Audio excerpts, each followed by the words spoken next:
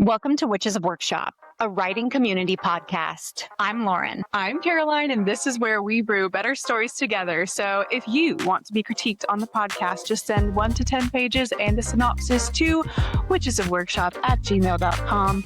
Without further ado, Let's get started. Welcome to the podcast because we knew you needed another podcast. Another one. There's not enough in the world. So here we are. Hi, good to meet you. I'm Lauren. And by meet you, I mean old friends. I'm Lauren. This is Caroline with a K. Thank you very much. with a K. We are here because we wanted a place to talk about something that means a lot to us, and we're going to get to that in a minute. First, tell me a little about yourself. I'm Caroline. I have been writing since I was, a kid, but seriously for the past 3-ish years. Since you were a wee thing. Since I was a wee little girl sitting alone in my room, all cooped up, you know the vibes. I have been really into writing book club fiction. Okay. I've recently finished my first book club fiction, and I'm working on querying it. So I'm not currently agented, but that is what I am pursuing. And that's where we are. That's where we're at. That's you. And you, Mama? I have always wanted to be a writer. I have a really stupid story that I tell everybody. And if you've heard it before, apologies. But I always wanted to be an actor. And I thought that that's what I was going to be. Mm-hmm. And I was convinced. And I got invited to go to this really glitzy, fancy party. And I went, and it was this Grammys party. There were so many famous people. And the whole night, I just couldn't help but feel out of place. I did not like it. I was constantly given business cards by old dudes being like, "So what do you do?" And I was like, nothing that's going to help you, sir. So I left that kind of being like, not that I was getting many parts to begin with, but I was like, I don't really want to be in that world. And on my drive home, I was like, what do I want to do? And I was like, no, I want to write. That's what I want to do. How many years ago is this? I was maybe your age. 20s? Oh, yeah. Maybe 27, 28. Had you been writing before that and in secret? I had stuff as a kid, I had that was always what I thought I would be and what I would do. Same. But that was the first time I sat down and wrote a really bad YA fantasy. We all write a fantasy for our first we do. Why is that? Because we think that it might not be as hard as it is. Maybe. I don't know, but it is insanely hard. And we think we need to write something that feels important. And for some reason, fantasy feels infinitely more important. I think I stopped. There's a really big gap because I thought that if you weren't writing, I don't know. I never thought I was good enough. And it was I'm not smart enough to do this. I'm not clever enough. And then during COVID, I read a very popular fantasy book that we all know that will remain unnamed. And I was like, I could do that. And I did. And I wrote a few books and then finally decided to write a rom-com loosely based on something that happened to me. It's really good. And I was able to find an agent, and now we're shopping that puppy around. Now she's agented. Hey! Writing more rom-coms. Writing more. Cheers. Same. When I was a kid, if I look back at my report cards or journals or whatever, it's all I want to be an author when I grow up. But I didn't think that was a real job. So somewhere in high school or college, I'm you got to figure out your real job. Well, I think that there's this, and I've talked to friends, we have friends who we will hopefully have on the podcast.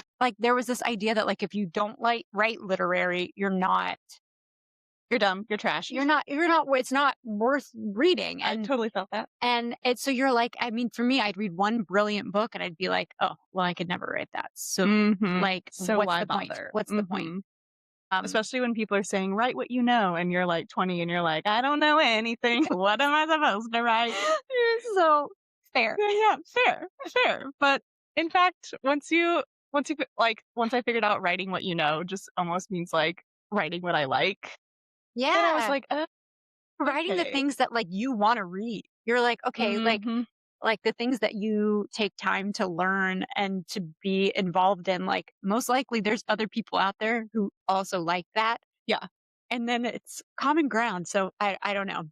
Yeah. But actually reading your book that's being shopped around right now was what helped me realize that I could have fun because Lauren knows I was writing a fantasy before this Which one was and God, fantastic. It was. God rest her soul. May she rest. We all have a fantasy hiding somewhere deep in the computer. You'll never Just- see the light of day. But then reading Lauren's book, I was like, oh, you can like have fun and be smart. Like it doesn't make your book like stupid or vapid if it's funny or lighthearted or whatever. We're gonna get all into the workshop shenanigans, but Yes. but something somebody once said to me was like, just because something is comedy or light or fun doesn't mean that it can't have teeth. And like it Mhm. doesn't mean that like it's void of like true emotion and that it can't like be touching and mean something. So yeah. Yeah, figuring That that was out helps also a a- lot. That was also a workshop. Speaking of lesson. workshop, ayo, you're gonna hear a lot of singing on We this podcast, sing by the and way. we do accents. And we kind of accidentally like. Have you ever seen videos of like huskies? How once one of them starts barking the other one. They like howl together. That's kind of what happens when we're together. We have some human husky action, but we love it. You know, So yes, let's talk about like what brought us together. Yeah. And why we're bringing this here. Well, you were a workshopper before me. Tell me how you found workshop, and maybe tell people a little bit about what our workshop is. Yes. Okay, I'll get into both. I'll start with what even made me look for a workshop, which is I was about to turn 25. Gosh, Terrible time to be alive. I mean, the ancient age of 25. Exactly. Having a full quarter life crisis because I was working a job I didn't really enjoy and I had not written creatively for like years, probably ever since college, because college just like sucks your time and your energy away. But like I spent all of junior high and high school always like in my room with my computer, whatever. And that's what I loved doing. Again, somewhere along the way, I was like, that's not a real job. That's never going to happen, blah, blah, blah, whatever. But I was not fulfilled inside because it's like, I've since learned that even if I never got published and no one read my stuff, like I have to be creating something or I'm just not going to be happy or fulfilled. So I knew that like I needed to get back to that thing, which I think is true for most people, that the thing you like to do when you're a kid, you probably still need to do. Play and all the mom books about being a grown up and even like parenting children. I have 2 little ones. Like it's all about like people who live longer and happier play. So You gotta get back to your inner child. Yeah. And I didn't know where she was because I knew she was in there, but I was like, I don't know how to get her back. Like I want to start writing, but I don't even know where to start. And I was like, I think I need, because I had looked into like creative writing classes, which, you know, you could find good ones, but what the ones I were finding cost a heck of a lot of money and had like a crazy commitment. And I was like, I want something that will inspire. I wanted to feel You inspired. didn't want any pressure. Exactly. Low pressure, but high inspiration. Yeah. So I don't even know what I Googled or how I found it, but I was Googling something, found DFW Writers Workshop, found that it met near me, did not cost $1 million. It seemed like low pressure because it was like, you can come and you can just listen if you want. You don't have to be, you can be writing anything. You can be whatever level. So I went all by myself like a month before So brave. my 25th birthday because I was like, maybe if I get back to my inner child by the time I'm 25, I won't have a quarter life crisis that I feel is brewing inside me. So I walked in not knowing a soul. I met our good friend, Katie, who we'll also have on at some point. Our other good friend, Lauren, and they were just, we also were. There's a lot of Laurens, just so you know. Yes, this is you'll another meet many Laurens. Laurens. We were meeting inside this weird old building, but the vibes were, they were excellent. Like the people were weird and eccentric and. It's everything that you would imagine a bunch of writers to be. Exactly. Yeah. It was a bunch of old dudes. It was some young women. It was just, it runs the gamut, honestly. What surprised you about it? Because since joining, I now see how different it is. So what surprised you about it? I think what surprised me, because I agree that writers are a bunch of weirdos. There are also just like normal people making it happen. And like Katie was the first person I talked to and said hello to me. And she's a little bit older than me, but like similar life where she's like, I'm just like a young, like working professional, but I want to be an author. And so, and she had an agent at the time already. And I was just like, oh my gosh, people are here like making it happen. I kind of thought when I went, it would just be people like me who don't know what they're doing. And there are those and we welcome those and we want those. But seeing the gamut of like, oh, there's people here who have been established authors for years or people who are actually Yeah. agented. So that's what surprised me. So that's how I found the workshop. And then you came along not that long after. That's right. I was tricked into coming because I had written a fantasy novel, 124,000 words. Yep. I didn't know that. She was a little long. There's not too much to say. She didn't quite make sense either. But one of our other, did we already talk about Leslie? Good old Leslie. Not yet, Leslie. Leslie will be on here too. Leslie, at a PTA function, somebody was like, I had finally told the world that I was writing. It felt like I was like, had the secret that I was keeping. I was so embarrassed.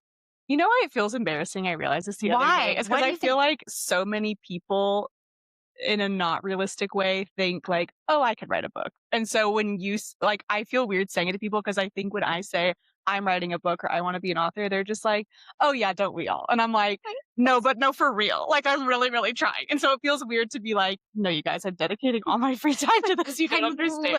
Spending a gazillion dollars in babysitters so that I can write this book. You came out of the writing closet. So somebody was like, one of our new parents is an author, published author, and she writes YA. And I was like, oh my gosh. Leslie Lutz. She's amazing. And she was immediately, the first thing I told her was like, you're going to come to the conference this year. And I was like, oh, no, I'm not. Yeah, because our workshop also hosts the DFW Con Writers Conference. Which you should come to every October. Do it. That's crazy that you went to the conference first. It's so overwhelming. And I was like, I'm not going to do it. And then I was like, I'm not going to pitch to an agent. She was like, yeah. And I pitched to an agent. Like I did all of those things. And honestly, it kind of took the scary out of it. And then that December, so a few months later, I went to my first potluck workshop. And I remember it was my first one. I just remember sitting down and being like, so impressed too. Cause I was like, oh. Yeah, right. I was like, people are doing it. Also, I think what got me the most was how honest people were. There were no punches pulled. If somebody it scared me because I think there is some level of delulu when you write a book, especially when you do it in solitary. 100%. Because you think like, I don't know. I'm also a stupid Aquarius and I'm a dreamer and I'm like, everything's going to work out. And like, I know that it normally takes people a bazillion years, but not me. I'm going to get it done. First try. And we kind of need that attitude sometimes. I mean, sometimes it pushes But I was through. the same. I was like, this is good. You'll have minimal notes, right? And now looking back, I'm like, Mama, it made no sense. It was just like, oh, Mama, that's not a chapter. Like, wait, what happened? So I think that, and I think one of the things we're going to talk about a lot on this podcast is when you are up in your book's grill, it is really hard to see some of the flaws. Exactly. Which is why having great critique partners and workshops and places to discuss what you're writing as you're writing it, it just saves you time and heartache. And I was just so impressed with cause it wasn't mean. It was honest. And it was, people just take it seriously. Like, yes, seriously enough to not blow smoke up your butt. Cause you don't want that because I think the best thing that you can do as a writer is admit that you are not the best writer and surround yourself with people who are better writers than you and constantly keep finding better writers to tell you, because that's the only way you're going to get better. And if you think you are you think you're chef's kiss, like there's probably something you're missing. And I think that can be hard for people to hear. But for me, I was just like ready to dive in. I started a new book almost immediately after, just for you, because I was like, that's also, we'll talk about this. Realized it could be better. Another member, we're going to just keep name dropping people. You'll meet them all eventually. Brian Tracy, one of the best things he ever told me was like, when you have one book, you have one baby. He's like, exactly. As soon as you have another book, it's less precious to you. But I also think that there's something magic about a second book. I mean, I had to write 3, but that's fine. So like sometimes I think you need to keep 100% cycling through. The other amazing thing about this workshop that we didn't realize is how lucky we are that where we live, there's this many authors and writers, because we have friends we've met here who've since moved away and tried to find their own community. And they're like, it does not exist. Like the DFW area is a special place in terms of there's so many creative people actually taking it seriously. So that's the other thing that surprised me is I was like, which I don't know why I had this Delulu thought because there's a million books everywhere, but I was like, not very many people want to be authors. I was like, I'm just so different. And then I get there and I'm like, there are so many people who want to be authors or who are writers. But you're right. It's serious. And I think that one of the things that makes you a better writer is taking it seriously. It is a part-time job and you can write for fun and that's fine. Like if that's what fulfills you and writing for fun and doing, but like, I don't know if you're kind of obsessed and you're trying to make it happen. I mean, it takes a lot of your life, which is hence why we're here. So I'm like, it just takes so much time. I feel like I finally, and I'm sure it's only hopefully going to continue to get better, but I sort of kind of found my writing stride like 3 years after being part of this workshop. And I'm like, yeah, it took 3 years of like listening to all these different reads, hearing all these different critiques, finally letting go of my first baby because a lot of people just need to let go of their first baby. Let it go. That's a lot of time. Yeah. And like still haven't arrived. But and it's like getting closer. And that's the weird thing about it though, right? Like you don't know. There's no linear movement necessarily. Do you know what I mean? Like it's all highs and lows. It's a big fan, yes. But we love it, right? That's why we're here. Exactly. Okay. So what exactly this podcast is going to tackle? What are we going to tackle? We're going to talk about what we've learned in workshop. Yeah. We're bringing our favorite elements, I would say, of workshop to a podcast. Because that's why we had this idea is we were like, why are there no podcasts that we know of anyway, where people are doing this type of critique? Because it's so helpful. We would not be like the writers we are today without it. Like we would love to listen to a podcast like this, but we can't find it. So I guess that means we're going to have to do it. And also just like playing off of our podcast name, like something magical happens whenever we. Yes, there's something. And I think like one of the things workshop does is kind of like an inception move. You hear people getting critiqued and you hear sometimes the same thing a lot. And then it might not happen right away. Yeah. It might be weeks, might be months, but you'll find yourself writing and you'll think, I am breaking this great piece of advice that was given. Yes, all of a sudden something clicks. And you're just like, oh, and it's like, oh, so instantly I'm a better writer now. Like I'm a better writer in this moment because I paid attention to not just my own critiques, but what everyone. Other people said. And then you become a better critiquer in that way too. And you're able to kind of hone in, which I think like we're not experts. We're just perfect, but I think that we wanted to learn. So we have absorbed a lot of information. And so we're going to bring some of our favorite people on and work through some scenes and laugh a little bit. Talk through big picture, little picture problems, always just all the things. But we hope that by having different people on, we'll also get like different genres. Every writer has different strengths, different weaknesses. So we'll have a variety of stuff to uncover. I want to know, Lauren, what do you have brewing? And by brewing, I mean writing cauldron. My writing cauldron. Yep. Yes, we're workshopping it. So I am currently editing another rom-com.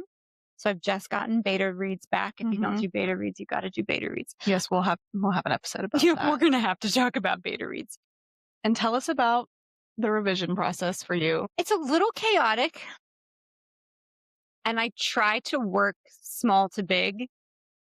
I try to like, especially, it depends. I take that back. I'm a liar. If there is a developmental edit that needs to be made, that is where we start. But maybe you didn't have any developmental I'm very lucky this time that unless everybody lied to me, which my imposter syndrome tells me is always the case. I say on the stand, I did not lie. So I think, and part of that, to interrupt, so sorry, please, but I must say, because I can say part of the reason you're not having to have these big developmental edits is because you've had writing buddies, including me and others throughout the whole process who make sure you don't just like accidentally jump off a cliff and then you're trying to climb up and it's nearly impossible. Yes. Like that's also why it's so important to have people and resources who can help you all the way. Rails. Like Because Like, now I you're can, not yes, having to rewrite your whole book. right. So I'm doing the little things, and anything that somebody's like, I think you need to change how this works in this chapter. Mm-hmm. I basically just make a whole big spreadsheet of like, okay, so these are the big things, the scenes that Mm-hmm. need to fully change. But if it's somebody's just like, you had a typo on this page, I go through and I do the little typos, or somebody's like, he wouldn't say that. I adjust the little lines. But I found, especially with this new one, what I found is that when something was wrong, it was like a chapter not working. It wasn't necessarily like I didn't have a lot of pickies. It was a lot of like, there's a few chapters that people are like, let's mess this up a little bit. Why do you think that happened? That it was just like, do you remember like writing those chapters and not feeling It's like so they were your funny too, favorite? because it's none of the ones that I thought were problems, which is Really? really interesting. Another reason why you need outside perspectives. Exactly, because I was like, well, surely they're going to tell me. But I don't know. It just seems to, I think there's a little bit of like motivation and maybe what I want the story to be versus what actually makes sense for the characters Yep. and what's happening. Yep. So Happens to I me think too. that might be the few So that really like that's why you loved it, and then other people reading it were like, yeah, I don't think that's right. Yeah. Yeah. So That's fixable. I'm thinking, yes, I'm trying not to be too precious with it, and Yeah. I'm trying to get it right. That's important. Not be too precious with it, because you can go over it Oh my gosh. forever and ever. Amen. You can. And I've seen it happen. And I've also like, that's not to say that there haven't been times where I've spent like, I remember editing the last book and spending, I think it was like 6 weeks on one scene. I cried so many I remember. times and nobody even had a problem with the scene. I just didn't think it was right. Couldn't get it finished. Yeah. And it's like, why? I don't know. But when it finally came together, I was like, well, it's right now, but like, Yeah. so sometimes it's just Sometimes a it just process. happens. But yeah, I really want it. My ADHD is just to demanding be that I done. write something new. Which you are on the side a little bit, right? I am. Yeah. Doing some research. Because you can't do two things at once if you want to. We're There's trying. no rules. Choose your own adventure. I don't know. We'll see how it works. We're I'll still keep you posted. figuring out our processes. Yeah, This is part I of the think journey. so. I think so. You know, so you got to try new things and see if it works. And so we'll see if it Yeah, works for you. I have a yeah. feeling it's going to work for you. We'll see. Yeah. Mrs. has already wrote 14,000 words of her new thing. She started like a month ago, if that. You know, I'm trying to keep up with all the other crazies who are. Yes, we'll have them on here. Yeah. I'm not that fast of a writer yet, but may chance we'll get there one day. You also work a job all the Well, time. you have two kids, so we They both are have our own feral. distractions. Yeah, but we love them. We do. They make an appearance on all of our Calls. writing calls. They just It's like pop in. it's like the intermission. I always expecting. I'm like, oh, and he's here, and hello. Time for a little mental break. Move right along. So speaking of those calls, you're also what working you have on brewing. revision. What are you what's Mhm. brewing? Oh my gosh, what's brewing? I think I have a lot more brewing. I'm a little like less experienced than you. This is like your second rom-com. This is my first. Like I mentioned, I was writing a fantasy. Now I've written a book club fiction, which goes way more my speed. All the people who know me more closely are like, yes, this is definitely more your thing than whenever So you did good. before. I mean, I like it. I'm having fun with it. But yes, recently got most of my beta feedback back, and I did have more developmental, not like you need to rewrite this whole book, because I also had people guiding me along the way. But I will say, once I got to like the third act of my book, I was like, goodbye, everyone. I have to finish this, which is probably why now I have some bigger developmental edits. So I have had to start from like 1,000-foot view or whatever you say to kind of like separate the forest from the trees and like look at those things. So started with some bigger story beats. I'm trying to think what the biggest things people were. One big thing that people were kind of noting was like my main character's motivations and goals not feeling consistent throughout. Not like they're not there, but it's like sometimes she's acting a little different than I would think she would given this, and that. Right. So I had to make some hard choices, like cutting some chapters I really like and adding some new chapters in places where I'm like, I don't have any more to say. But like, I think it will be fun when I get there. Right. So I had to kind of like go back to the beginning of my process, which is figuring out, because I thought I knew like, what are my character's motivations and goals? And I kind of did know, but I needed to get more granular of like, and you mentioned this in your feedback to me where you were like, make sure each chapter leads into a therefore for a next thing. Cause I had all these like fun scenes and fun chapters in mind, but if it's not propelling the plot and or the like internal emotional arc forward in a logical way, then something's going to feel off. And I think that's what it was, which is a very like, that's kind of a hard thing to pinpoint. But I think most of the feedback I got was kind of saying that same thing because most people said something about my character's motivations and goals. And I think that you can get away with a lot by just being entertaining. You truly can. Which is totally what I was doing. But you can. I love writing vibes. And it, well, all vibes. All vibes. And, but it was, and I think that that's where it's like you had a really good book and a book that if somebody handed to me, I'd be like, yeah, I had a great time. But it's like, okay, we don't want to write good books. We want to write the exactly book. And it's like, not that we have to seek perfection in all things, because I think that can be a downfall. Yeah. That you can perfect something to the just like 10th degree. And it's just not going to happen. And there's always going to be something. You're always going to pick up that book and go, there's always something. Let's make a cut. But I knew I could listen to all the feedback I was getting because that's what everyone said, where they're like, this is good, but like, I can think of a way to make it like amazing. And I'm like, well, obviously, if you want to make it amazing, like you could just pass it off. So that's what's brewing with me is I've had to start high level, kind of like, well, I say high level, but it was also like back to basics of making sure that was all super clear. This time I double checked with people. I didn't just run off into the forest, which is what I prefer to do sometimes. And they were like, yes, this makes sense. Having read your whole book. That's the other thing you need is people who are willing to like, you need both, which we'll talk about, but you need people who are with you kind of like through every step of the way. So they know like what you're going for or what chapter 1 is like, where they're like, no, your character wouldn't do that. Or like, this doesn't make sense unless you're completely changing this thing. So now that I figured all that out, I'm just going through chapter by chapter, doing what you're doing, which is like the line edits and making sure. And now that I'm at this stage, it's not as big of a undertaking as I thought it would be.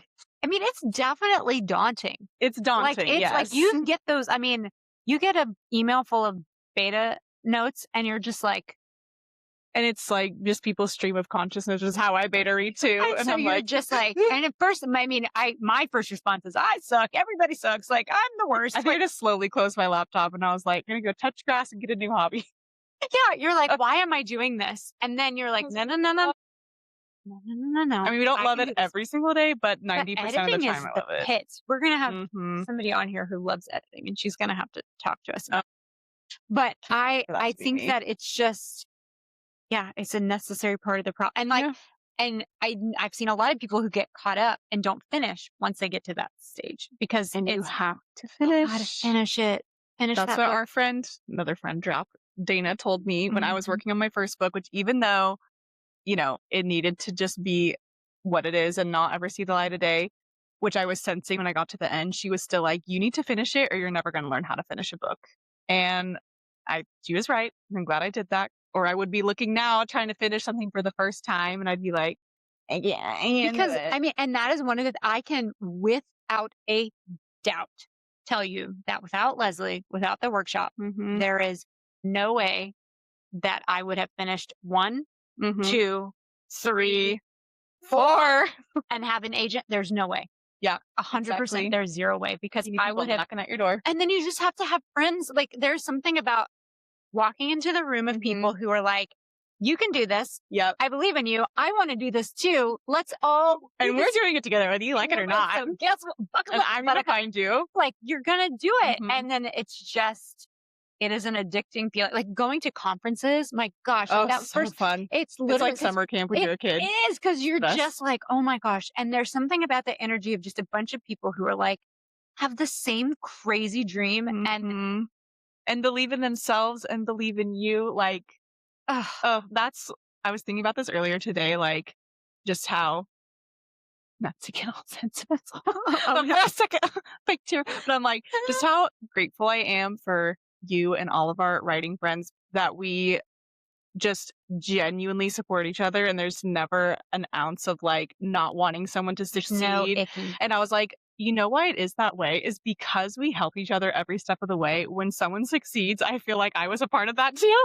So it's like if you get an agent, I'm like, we got an agent because I'm like, I helped. It is a part of the like collective. That's why I recently read Furious Hours, which is this really interesting book about Harper Lee and the last book that she tried to write. And it's a nonfiction. It's really interesting, but it talks a lot about how she never finished a second book.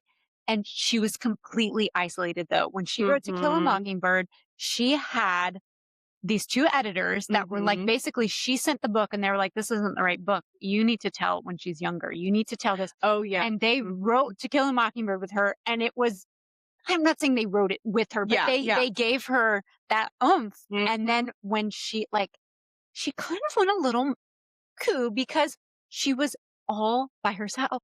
She even wrote off Truman Capote because she didn't like the way that he embellished his stories. And you're just like, so this brilliant author. No, imagine what we could have had if she had had other women like her. So I'm just like, I think that it's like this idea that like people who write in a vacuum, like I don't know how they do it. I would reconsider that if you're writing in a vacuum. I was going to say, unless you're a New York Times bestseller, I have questions. Unless we've already got this all figured out. Even then, I'd be like, it's just more fun together. Yeah, like it would be so solitary. I don't know. It makes it just like it is a lifestyle. Yeah. It is like a way of life. Also, we should mention our workshop is 50 years old. Like, oh my gosh, next year is the 50-year anniversary. Basically gets a little bit bigger every year, if not holding steady. So that just tells you how many people are like, I need to write and I need other writers with me. And then you think too, like there are some people who come to our workshop because here's the thing. One of my favorite stories ever was Caroline and our friend Becca were at a coffee shop and they overheard, right? You overheard a little writers group talking and it was all just the sweetest snaps. Literally claps for every read. And everything was positive and we're just like, and when they're telling us this, we're all dying because we're like, oh my gosh, they'd be eaten alive. And not because it's funny. I'm sure they're all lovely people and they write great stories, but it's like very different objective from what because we're used to. Why did the scene go on that long? Yeah. This was not to the point. This is superfluous. This is this. And now we're addicted to that to the point where if you only get positive feedback, I'm like, y'all aren't listening. Suspicious. Or I'm like, y'all don't care. Suspicious. Exactly. I'm like, y'all probably just zoned out. You weren't even paying attention. Because I'm like, there is, which it can be difficult for maybe a new writer if there's an advanced writer trying to give them critique, but it's like there is always something that could be improved, which it could be hard to pinpoint, but there's always something. But that's why going to a workshop helps because for the longest time, and what happens is when you first start going, you sit there and somebody gives a piece of advice and you're sitting there and you're going, something didn't work in that scene. I know it didn't work. Right. And you don't know what it is. Of course because you're a newbie and you're just like, I don't know, but something is off. I'm just going to sit here and be quiet. And then somebody who's been writing for 20 plus years goes, this is what your problem was. Yep. And then you go, oh, that is what it was. That's what it was. And so you become more honed into what the problems are and and it can be a struggle too because when you're reading a book, I mean it sometimes ruins reading for you because you just think I'm reading Charles Dickens and I'm like this would never fly at workshop. Never be like too info dumpy, doesn't work, too long-winded. Jane Austen, oh my gosh, too much scenery, the slander, and I'm like never for my queen. Never. It was a we are Jane Austen girlies. Yes, and just we know it. Yes. Which, speaking of loving Jane Austen and books, should we get into some rapid fire questions? I think we should. Just a little get to know you. You hostess with the most. I do what I can. Okay, let's trade off. I'll ask one and you ask the next. Okay. Favorite book you've read this year? Go. James by Percival Everett.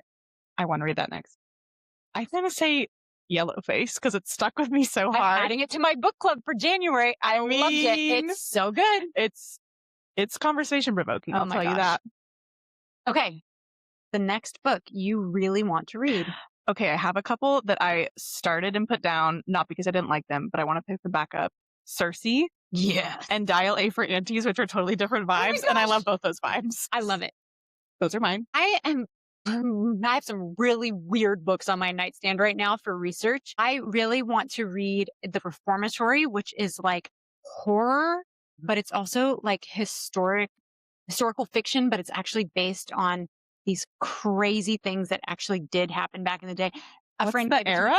It's like it's like in I history? think just after slavery's been abolished. And so it's like Ooh. it's intense. I mean, the title is intense. it's scary. But Sounds a good. friend of mine was like, nothing scares me anymore. And then she was like the real world is too scary. This is fine. So True. she gave it to me, and it's You're very loving vibey. And then what is he? Oh, and then Blue Sisters. That was recommended to me by Katie. Yes, and so I that's keep on my hearing so much nightstand about too. it. So I think I would love to borrow when you're done. That will Yes. be on my 2026 it's reading on list. your list. Okay, was. your latest writing hot take. Jeez, Manetti. Quick thoughts. Oh yeah, so like my have to think for a second. I feel like I probably have some written down somewhere. That you like, this is kind of like a reoccurring thing, Mm-hmm. but I'm realizing it so badly right now because I have not been writing consistently. That consistency, like if you do not write every day, you are doing yourself a disservice. Like Yeah. whether it's like 300 words or 3,000 words. Something. So like right now it's like, even if you don't want to do it, even if you don't have the time, really try to do it, because Do getting back something. in is like exercising.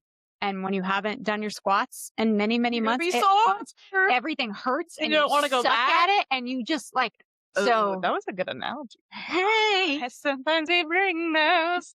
My latest writing hot take. yeah, what is it? What is Okay, it? this isn't really mine. Like I've heard it from other people, so just to not Mhm, take the mhm, credit. mhm. But someone told me that if you are having writer's block, it's because the last decision you made was the wrong decision. Oh, snap. And I'm like, that do be kind of true. Like every time I'm I stuck, hate how accurate that yeah, is. it's because something I've done recently in the story doesn't make sense. And that's really painful when you're like, no, this is the way my story happens and it must fit into the thing. And look, my neurodivergence does not like a change like that. Yeah. And I'm like, Same. no, it has to be this way. Yeah. It's like, no, you can absolutely change this. But I'm like, Yeah. no, you can't. No, we can't. That's the way it happens. That's Which is really why we good. need each other, because there's been slight tangent, but important. Like there's been so many times where I have a scene and I'm just like I ask you guys for your help with one little problem, and then y'all are like, what if this scene didn't even happen this way? And I'm like, stop it right there. But then y'all give me like a way better idea, and I'm like, I'm trying to think. There was a scene that Happens all the has time. ended up being one of my favorites. And of course, my mind is blank because people are looking at me and I'm talking into a microphone. But there was a scene where all of you were like, no. And I was it doesn't happen like that. and I was literally like, okay. Feeling But I rewrote it, and it's the best feeling though when you're like, when it works. oh, this was right. And Yeah. and then I didn't waste any time on that storyline. And imagine fine. trying to make like the rest of your book fit around this like one part that doesn't make sense. Don't do it. Don't do it. Don't do it. Don't be suspicious. Don't be suspicious. That didn't even make sense. I But think you're next. oh, it's my turn. Are you a plotter, pantser, or neither? I think I would be called like a plotter, like not an intense plotter. Here's what I do. Tell me. I like the Save the Cat beat sheet. Okay. I like to get my like high level that has 15 beats. So 15 things that like need to happen. It also is helpful because it tells you how long that section of the book should be. Like this should be 10%. This should be 30%. So it helps me not spend too much or not enough time in one section, even though sometimes I still do it anyway. We'll talk about that another time. So I like the beat sheet. And then when I have a chapter idea, I will literally just write down one sentence of like what needs to happen, or basically like the goal that should be accomplished. And then that's all for that. Like I sit down and I usually don't even know like where I'm going to start or where I'm going to finish. I just know something that needs to happen and I make it up as I go. And that's what works for me. So I'd say I'm a little bit of both. Okay. You are far more of a pantser. I am a pantser. Pantser till she dies. Take them up. Definitely. I've found that when I have flashbacks or when I have things that like complicate the plot, I will like for my book that's out on Sub, I had flashbacks and I mapped out what those flashbacks were going to be.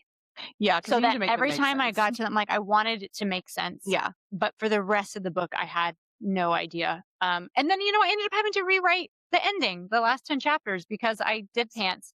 And this one, kind of the same thing. There's another point of view that comes in, and I kind of plotted out what she was going, her little arc, and but the rest of it was pantsy.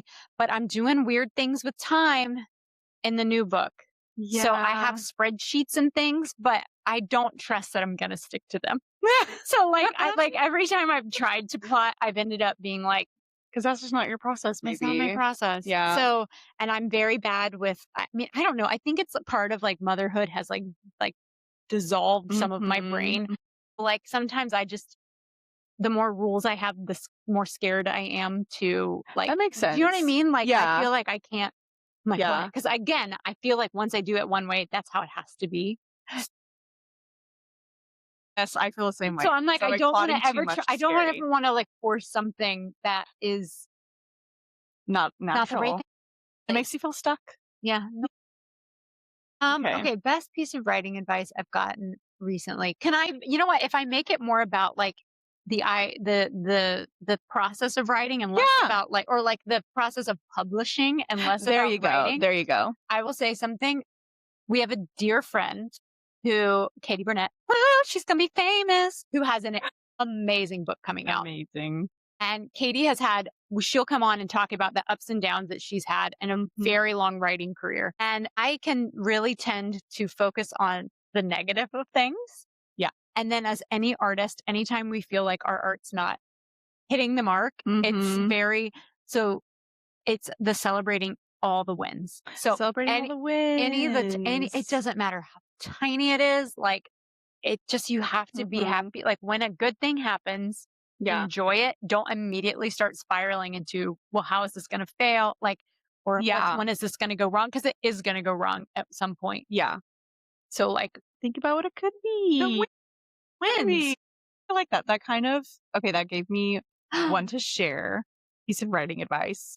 I don't know if someone said this to me or it's just been like talking with you and other people, but it's kind of like what you said earlier, to come out of the writing closet. For years, up until very recently, I have kept like just my writing life separate from a lot of my other life, where I'm like, I talk about writing with my husband and my writer friends, and then like members who know I like to write because they know me and will ask. And then I'm like, and my other friends don't need to know, and my coworkers don't need to know. And it kind of came about happenstance that like I started talking to some new-ish like coworkers of mine about my writing, and something about it felt so weird, but it was so like empowering in a weird way once I just came out of that. Because like we talked about, there's a level of embarrassment you feel because you're like, no one's going to take me seriously. People are going to be like, it's a hobby. Yeah, this is the equivalent of like being like a SoundCloud rapper in your basement, where it's like, sure you are. You're going to make the big leagues. But in doing that, I found out that a bunch of my coworkers like to write or have their own creative little hobbies. And so now we bonded, and we'll just like, whenever we have a moment of downtime, be like, hey, how's that thing going? Yeah. And so I'm like, it just gives me the warm fuzzies to be like, there's people everywhere who are working on something or want to be working on something. And just to know that that's taking place, but you have to come out of your creative closet to find those people. I literally have the cheesiest post on Instagram once where I was just like, after my first conference, I'm like the magic that happens when you are like, this is me. This is a gift that I think I have. This is a desire that I believe is just placed inside me to do. I cannot. And when you surround yourself with other people who feel that way, it is. This is the best. It's magical. It's magical, which is why we're here. Which is why we're doing this. Okay, so we have no sponsors. We're sponsored by Feminism today. We have no sponsors, so that's coming though. Just you wait. We are sponsored by Twilight in our hearts. Despite being podcast of a killer Bella, despite being on different teams. Team Edward, Team Jacob. When we don't talk about Renesmee. That's, oh my god, so gross. But they're our sponsor. Yes, that's good. Yeah. Okay. Sponsored by Twilight. So that's what we're going to do. We're going to talk about writing. We're going to have our friends on here. We're going to go through critiques next time. I was going to say, we're going to do some critiques and get down to that nitty gritty, and then just keep talking about this process with other authors. So, and then you will be able to send your critiques if you so dare, if you so want. We'll get into that. It's going to happen. We'll get into that. Well, I think we're going to have a good time. So I think it's going to be a lot of singing, a lot of singing. Sorry, friends. Well, hopefully we'll get better. Maybe these microphones. We've been really getting over the cringe, but I think we did. a spectacular job. Obviously. Yes. Thank you so much for listening to Witches of Workshop. Be sure to find us every Wednesday on your favorite podcast platform. And remember, if you want to be featured on Witches of Workshop, please send 1 to 10 pages and a synopsis to witchesofworkshop@gmail.com. Until then, Happy writing.